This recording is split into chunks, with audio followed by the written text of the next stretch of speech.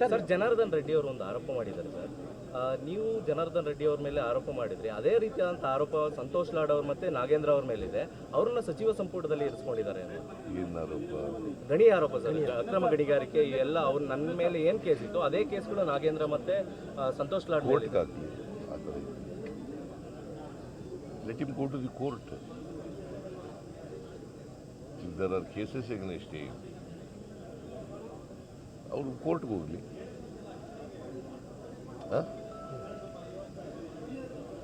ತಪ್ಪುಗಳಿದ್ರೆ, ಸಾಕ್ಷ್ಯ ಇದ್ರೆ ಕೋರ್ಟ್ಗೆ ಹೋಗಿ.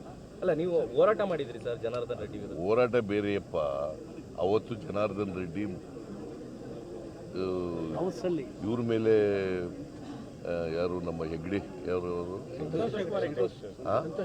ಸಂತೋಷ್ ಹೆಗ್ಡೆ ರಿಪೋರ್ಟ್ ಕೊಟ್ಟಿದ್ರ? ಇವ್ರ ಮೇಲೆ ರಿಪೋರ್ಟ್ ಕೊಟ್ಟಿದ್ರೇನ್ರಿ? ಗೊತ್ತಿಲ್ಲ. ಇನ್ನು ನಿಮ್ಗೇನಿಲ್ಲ, ನೋಡಿದ್ದೀರಾ? ಅವ್ರ ಆರೋಪ ಏನಾರ ಮಾಡ್ಲಪ್ಪ. Have you seen the report of Santosh Hegde? ಗೊತ್ತಾ ನಿನಗೆ? ಏನಂತ ಹೇಳಿದ್ರು?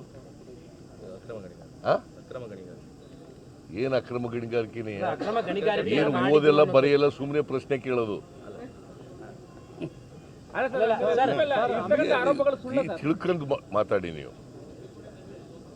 ಸಂತೋಷ್ ಹೆಗ್ಡೆ ಅವರು ವರದಿ ಕೊಟ್ಟಿದ್ದಾರೆ ಜನಾರ್ದನ್ ರೆಡ್ಡಿ.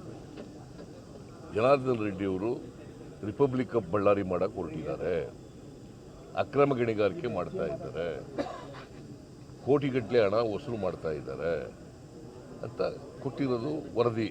ಅದರ ಆಧಾರದ ಮೇಲೆ ನಾನು ಚಳುವಳಿ ಮಾಡಿದ್ದು, ಅದನ್ನು ಅಸೆಂಬ್ಲಿನಲ್ಲಿ ಪ್ರಸ್ತಾಪ ಮಾಡಿದೆ.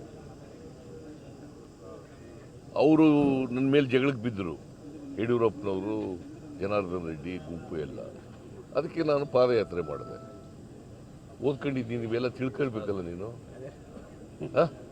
ಅಲ್ಲಿ ಅದರಲ್ಲಿ ಸಂತೋಷ್ ಹೆಗ್ಡೆ ಅವರು ಸಂತೋಷ್ ಲಾಡ್ ಮೇಲೆ ಇನ್ನೊಬ್ಬರ ಮೇಲೆ ಕೊಟ್ಟಿಲ್ಲ ವರದಿ. ಈಗ ಹೇಳಿದ್ರೆ let him go to the court.